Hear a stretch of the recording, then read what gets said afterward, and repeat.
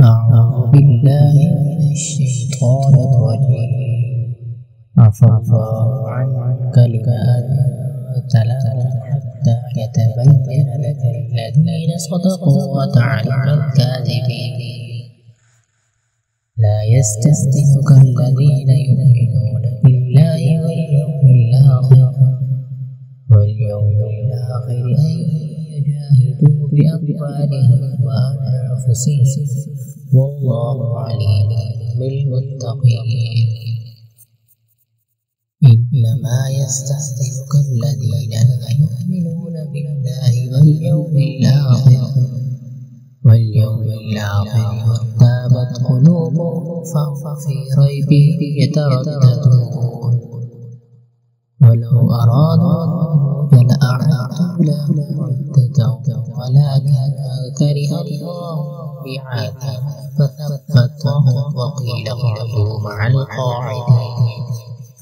لو خرجوا فيكم ما زادوكم إلا خبالا ولأوضعوا خلالكم يبغونكم الفتنة وفيكم سماعون لهم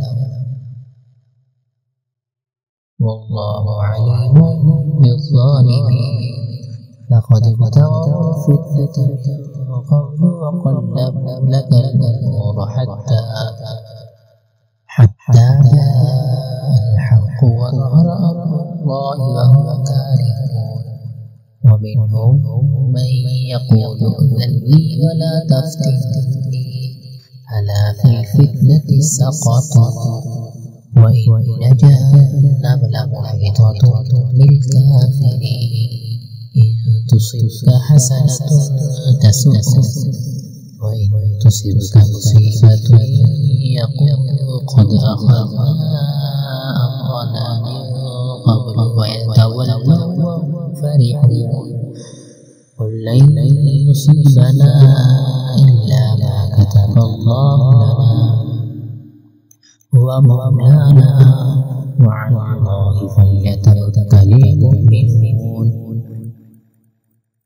قل هل تربصون بنا إلا إحدى الحسنيين ونحن نتربص بكم أن يصيبكم الله بعذاب من عنده أو بأيدينا فتربصوا إنا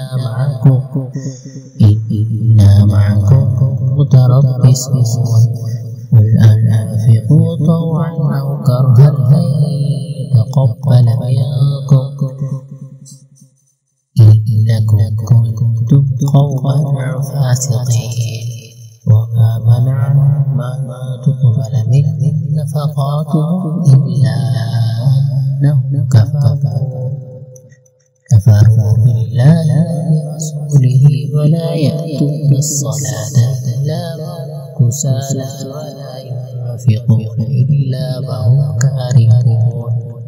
فلا تعجبك أموالهم ولا أولادهم إنما يريد الله ليعذبهم بها في الحياة الدنيا وتزهق أنفسهم وهم كافرون. ويحلفون بالله إنهم لم ينقم وما هم منكم ولكنهم قوم يفرقون. لو يجدون ملجأ أو مغارات أو مدخلا لولوا إليه وهم يجمعون. ومنهم من يلمسك في الصدقات فإن أعطوا منها رضوا وإن لم يعطوا منها إذا هم يسخطون.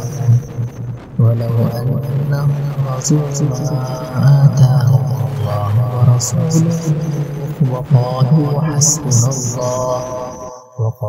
حسبنا الله سيؤتينا الله من فضله ورسوله إنا إلى الله راغبون.